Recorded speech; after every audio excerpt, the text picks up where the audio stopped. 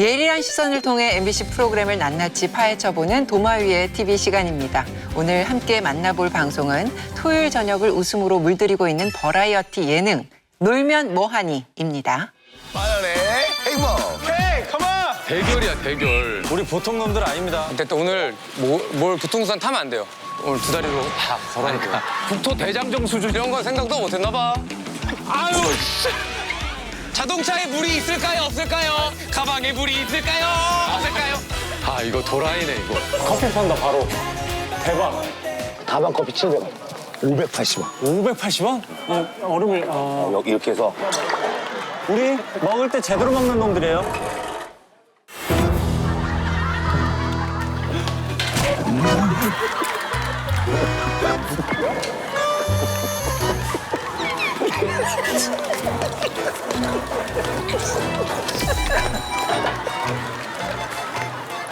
인천국제공항에서 캐리어의 시작과 끝을 함께 하겠습니다. 떴다 싱가포르. 온다.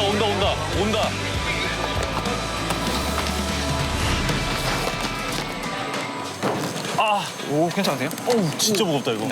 우재야, 좀 잘 들어라. 왜 빌빌대냐, 그렇게. 정신없어 죽겠는데, 진짜. 허리 아파.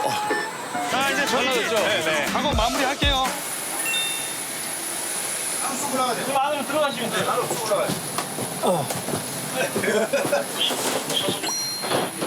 제가 여기서 밀어드릴게요.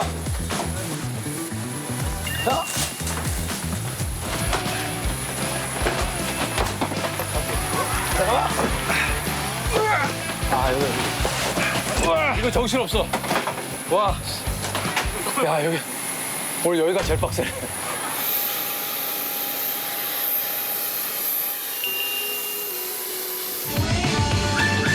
아, 너무 멋있다. 고맙습니다. 고맙습니다. 저희 오늘 빙고 특집 할 거고요. 아, 요거 상고 파기 3. 주제는 정통 버라이티 아이템. 이거 촛불 끄기? 저는 이거 써도 그닥 못생겨지지 않아요. 너무 실망하지 마시고. 야, 뭐 잘생기고 못 웃기는 것보다 못생기고 웃기는 게 낫지. 이렇게 놓고 이게 예를 들어. 야, 주제가 얼굴이 엉망이네. 얘 개그맨 진짜 탑이야. 한번 갔다 올게요. 가자. 야, 이거를 나 진짜 아마추어라서 이게 얘네들 못하지. 자,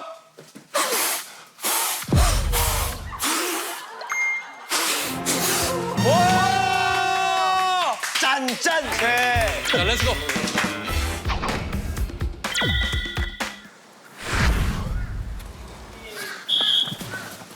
좋아. 야, 화이팅!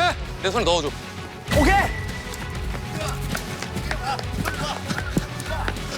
준비해. 열어놔. 됐어. 했어. 떨어뜨리지 마, 소추. 천천히. 걱정 마! 자! 2초 남았어요, 2초. 서거!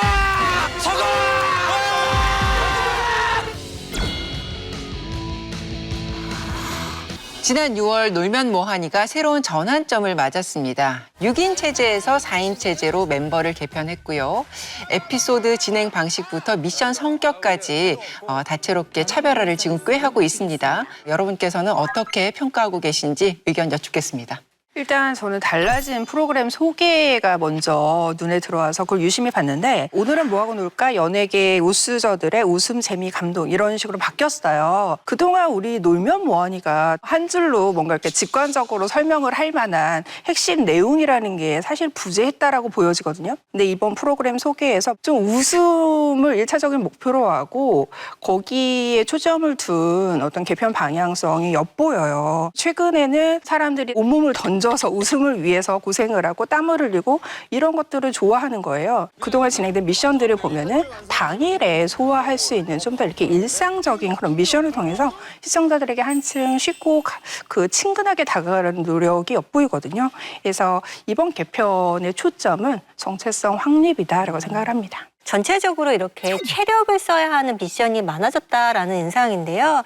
뭐 공항에서 노동을 한다든가, 그다음 피규어를 굉장히 먼 거리를 이동하면서 방문 판매를 한다든가 이렇게 몸을 쓰는 그런 미션이 많아졌고 거기에서 무한도전을 연상시키는 기획이 많아졌다는 것도 사실은 새로운 개편의 주요한 특징이라고 할 수가 있는데 이것은 어떻게 보면 토요일 예능으로서 놀면 뭐하니가 무도의 후계자로서 MBC 예능의 계보를 이어가겠다라는 그런 어떤 의지를 보여주는 기획이 아니었나라는 생각이 들거든요. 그런데 무도의 계보를 잇겠다라는 것과 기획을 재생하겠다라는 것은 사실 다른 문제거든요. 이 무도에서 했던 거를 또 가지고 온다고 해서 그게 계보를 반드시 잇는 게 아니고 한 번이면 재미있지만 반복되면 사람들이 놀면 뭐하니 또 기획 재탕하네 이런 식으로 얘기할 수가 있을 것 같거든요.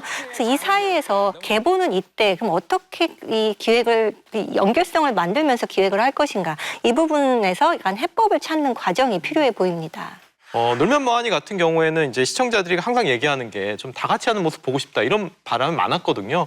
그런데 이번에 보면 4명이 함께하는 미션을 통해서 이 무한도전의 감성을 소환하고 있다는 생각이 들고요. 그리고 변화된 4인 체제 역시 좀 긍정적으로 봅니다. 아무래도 6인 체제에 비해서는 시청 집중도를 좀 높일 수 있고 또 각 멤버의 개성이라든지 예능감 이런 것들을 보다 좀 차별화해서 보여줄 수 있는 구조는 확실한 것 같습니다.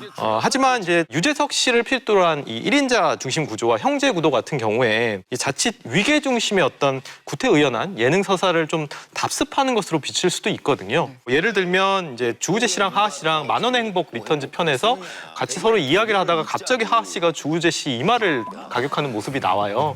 그러고 나서 이제 주우재 씨가 내가 7년만 빨리 태어날 걸 이라면서 이제 참는 모습이 나오는데 사실 이런 장면이 그냥 우리가 그럴 수 있지라고 넘어갈 수 있지만 이게 대표적인 한국 사회의 어떤 위계성, 어떤 나이에 따른 위계성을 보여주는 것인데 일부 시청자 입장에서는 좀 불편함을 유발할 여지도 있어 보여서 이 부분에 대해서는 좀 고민이 필요하다는 생각이 듭니다.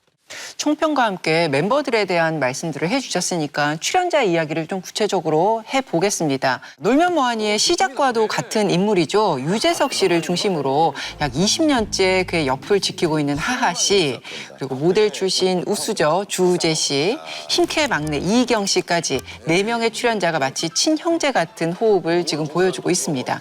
이런 인물 구도를 어떻게 평가하시는지, 그리고 이 중에서도 어떤 멤버의 활약이 눈에 띈다 이런 것까지 구체적으로 좀 여쭐게요. 이제 좀 인원을 줄이다 보니까 응집력도 생기고 특유의 어떤 티격태격하는 분위기가 만들어지면서 기존에 비해서 오디오가 비지 않는다는 느낌을 받고 있어요. 그래서 이런 구도 내에서 좀 중요한 역할을 하고 있는 게 누구냐라고 하면은 저는 하하 씨라고 저는 생각을 해요. 하하 씨 같은 경우는 유재석 씨의 이제 1인 체제 이후에 다인 체제가 되면서 가장 오래 유재석 씨 곁을 지킨 멤버이기도 하고 무한도전 때는 이제 꼬마 하하였지만은 이젠 중간 관리자 역할을 하게 되는데 저는 그 중간 관리자 역할이라고 하는 게 현재 구도 내에서 꽤 중요하다고 생각을 해요. 이 멤버들의 갈등 구도라는 게 정말 자칫 잘못하면은 서로 빈정상할 수도 있다고 생각을 하는데 이거 들어와. 그런 것들을 좀 완충해주는 역할이 좀 하하 씨의 역할이 아닌가 싶고 앞으로 좀 기대되는 부분이기도 합니다. 현재 이 멤버들의 호흡은 자연스럽다는 인상을 받고 또 빠르게 정착되었다는 생각이 듭니다. 그중에서도 저는 가장 인상적인 건 이희경 씨의 활약이라고 생각을 해요. 굉장히 좀 엉뚱한 생각 그리고 솔직한 리액션으로 좀 신선한 웃음을 만들어내고 있다는 생각이 드는데요. 예를 들면 이 만원의 행복 리턴즈 편에서 돈을 아끼기 위해서 이제 이희경 씨가 1시간 남짓된 거리를 걸어가자고 했더니 이제 유재석 씨가 제작진이 뒤로 계속 촬영해야 되는데 그러면 안 된다라고 했더니 그럼 우리가 30분 앞으로 걸어가고 나머지 시간은 거꾸로 가자라고 얘기를 해서 웃음을 자아내기도 했고요. 자, 우리 제작진분들 우리가 뒤로 걸어갈게요. 사람을 진짜 질리게 만든다니까. 감독님들 얼마나 또 좋죠?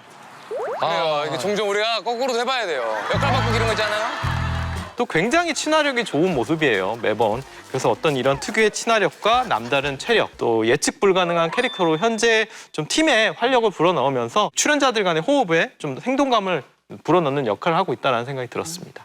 저도 이희경 씨의 역할에 주목하고 싶은데요. 이희경 씨가 이 놀면 뭐하니에서는 눈치와 요령이 없지만 에너지가 넘치고 굉장히 열심히 하는 캐릭터라는 그런 이미지를 만들어가고 있거든요. 대표적인 게 이 면치기 사건이죠. 면치기가 처음엔 재밌었지만 이게 반복되니까 창고 대방출 에피소드에서는 김석훈 씨한테 혼나잖아요. 그리고 이제 피규어 방문 판매 에피소드에서는 이제 권일용 씨한테 전화를 해서 하나 우리가 지금 가는 길이다 이런 식으로 말하면서 굉장히 열의를 보이잖아요. 이런 것들이 게 이제 이희경 씨가 놀모에서 갖고 있는 캐릭터들을 만드는데 일조한 그런 어떤 행동들이라고 생각이 들었어요. 사실 예능에서는 개개인의 캐릭터도 중요하지만 다른 사람의 캐릭터와 맺는 관계가 중요하잖아요. 같은 동생 라인인 주우재 씨와 대비돼서 봤을 때 주우재 씨는 형들에게 할 말 다 하는 캐릭터를 맡고 있고 형 예전에 우리 프로그램에서 코러스 한 거 그거 무대 원본 있지 않아요? 왜? 이희경 씨는 무슨 말을 하든 기분 나빠하지 않는 캐릭터 역할을 맡고 있어요. 그런 모습으로서 어떤 조합의 안정감을 높이고 또 전체적으로 친밀한 분위기를 높이는 데 기여하고 있어서 이희경 씨의 역할이 커졌다 이렇게 보입니다. 전체적으로 어떤 초창기 리얼 버라이어티를 보는 듯한 그런 에피소드가 굉장히 많아졌어요. 그런 측면에서 저는 이제 유재석 씨의 활용도가 굉장히 높아졌다. 게임 버라이어티 시절에 유재석 씨가 정말 온몸으로 망가지면서 웃음을 주었던 그런 미션 수행력이 또 하나가 있고 MBC의 동거동락이라든지 유재석 씨 특유의 진행력에서 좀 향수가 느껴졌고 아 저런 거를 진짜 유재석 씨가 잘하지 이런 것들을 다시 한번 느꼈던 것 같아요. 대표적인 게 이제 방캉스 편에서 머드풍선 미션이 진행이 될 때 아 요즘은 이런 고전 게임 잘 안 하는데 그러면서도 너무나 스스로가 잘 즐기면서 굉장히 진행을 매끄럽게 했거든요. 망중어동. 또 최근에 놀머뉴스 편에서는 이제 특유의 어떤 미션 수행력을 또 잘 보여줘서 아, 정말 이분이 리얼 버라이어티 어떤 산 증인으로서 굉장히 그 꾸준한 관리와 활약을 보여주고 있구나라는 걸 다시 한번 느꼈고요. 그래서 앞으로 이런 몸을 계속해서 활용하면서 웃음을 이끌어내는 방향성에 있어서도 유재석 씨가 큰 활약을 해줄 거라고 기대가 됩니다. 자, 다음으로는 에피소드에 집중을 해보겠습니다. 만원의 행복 리턴즈 등 인기를 끌었던 프로그램을 패러디한 복고 기획에서부터 패션 특집에서 구매한 소품들을 판매하는 창고 대방출처럼 지난 에피소드와 연결되는 기획도 선보이고 있습니다. 그중에 새롭게 정비한 놀머의 강점을 잘 드러내는 에피소드가 뭔지 그리고 아 이런 건 정말 아쉽다 이런 건 또 뭔지 한번 짚어주실까요? 프로그램의 성격을 잘 보여준 게 방송국 바캉스 편이 아니었나 싶어요. 방송국을 호텔인 척하고 이렇게 바캉스를 즐기는 거잖아요. 데스크에 와서 여기 지금 무슨 호텔이냐라고 했을 때 뭐 싱가포르다 이렇게 장단을 맞춰주는 직원분과의 그런 호흡도 좋았고 이렇게 엘리베이터에서 만난 그런 분들하고도 여기 얼마나 장기 투숙하고 있냐 3년째다 뭐 이렇게 얘기하는 그런 세계관 자체에 어떤 웃음이 좀 있었어요. 그런데 또 너무 편하게 쉬기만 하면 또 예능적인 재미가 없기 때문에 거기에 어떤 약간 고생하는 모습이 조금 있었어요. 가령 이 머드퍽 풍선 게임이라든가 머드퍽 풍선 이후에 이제 얼음 마사지라든가 이런 것들은 약간 몸개그에 가까운 부분이었죠. 거기에 이제 마인드 케어까지 더해서 약간 시청자들에게 힐링의 느낌까지 주었다는 점. 그 점은 좋았는데요. 근데 저는 이 에피소드의 마지막에 약간 의문스러웠던 것이 갑자기 아무 얘기도 없이 머드팩하고 얼음 마사지 한 다음에 끝나버렸어요. 이날은 어떤 코스를 미리 짜낸 어떤 과정이 있는 에피소드였기 때문에 약간의 기승전결의 결말이 있었으면 어땠을까라는 생각이 들었습니다.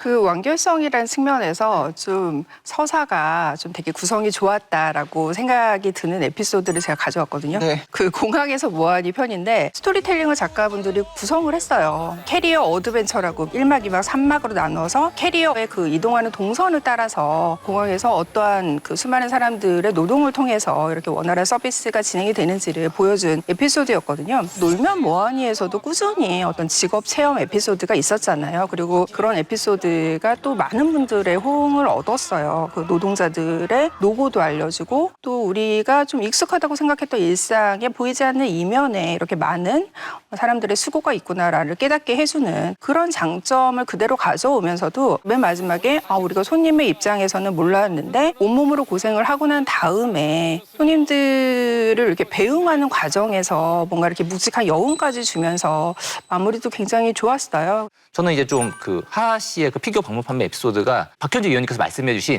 기승전결이 어느 정도 있는 회차로서 저는 좀 인상적이었던 것 같아요. 앞서 이제 그 방캉스 편에서 그 하하 씨의 피규어 재고가 많이 남은 것을 보고 이게 그냥 단순히 그냥 하하 씨가 구려에서 끝나는 게 아니라 스스로 이제 유명한데 인기 없는 멤버라는 어떤 그 캐릭터성을 되게 잘 만들어냈고 피규어 방문 판매 에피소드 같은 경우는 기획의 출발점이라는 것이 되게 명확하기도 하고 시청자들이 납득할 만한 그런 서사가 있었고 그리고 이제 그 방문 판매라고 하는 형식까지 잘 짜여진 그런 회차였다고 생각을 하고 사실 이제 그 유명한데 인기 없는 멤버라는 이 캐릭터성을 만들 때도 이제 느꼈던 거지만 결국 이것으로 또 다른 기획이 파생되기도 했거든요. 그런 부분에 있어서 제작진의 어떤 연출의 역량이라는 게 보였었던 에피소드가 아닌가 싶습니다. 제가 좀 인상적으로 본 편은 그 놀머 뉴스 장면이었어요. 네. 특히 이제 시청자들이 박명수 씨의 어떤 출연도 굉장히 열광했지만 정준하 씨까지 전화로 연결이 되니까 과거에 이제 무한도전 보는 것 같다라는 그런 반응들이 많았고, 다만 이제 제가 아쉬웠던 부분은 조금 더 변화가 필요하지 않을까? 너무 예측 가능한 범주가 많은 것 같아요. 과거 포맷을 좀 그대로 반복한 미션들도 굉장히 많고, 뭐 스타킹 쓰고 촛불 끄기라든지 국대 줄넘기 같은 경우에 이거 조금 변화할 수 없을까라는 생각도 들고, 그런 부분 좀 아쉽게 느껴지더라고요. 그래서 실제로 이제 박명수 씨가 출연해서 본인도 나 불러놓고 이 정도밖에 준비 안 했어라고 하면서 이제 투정을 부리거든요. 저는 이게 단순한 유머가 아니라 어쩌면 제작진에 대한 어떤 이런 기획의 한계에 대한 일침이 아닐까, 그런 생각도 좀 해봤습니다. 네, 위원님들의 이런 날카로운 시선들을 모아서 이제 발전을 위한 밑거름으로 정리를 해보겠습니다. 2019년 유재석 씨 중심의 1인 체제에서 출발해서 그동안 4차례의 멤버 개편을 거치면서 많은 변화가 있었습니다. 유산슬을 비롯한 다채로운 부캐 세계관, 싹쓸이와 환불 원정대 같은 음악 프로젝트, 그리고 놀모 보건소 같은 시청자의 소통을 강화하는 기회까지 다방면에서 끊임없는 시도가 이어지고 있는 것은 분명합니다. 자, 이제는 안정적인 방향성과 색깔을 찾아야 할 시점이라고 지금 이야기들을 모아주고 계신데요. 최근 개편 이후에 시청률을 보면 상승한 것으로 나오고 있잖아요.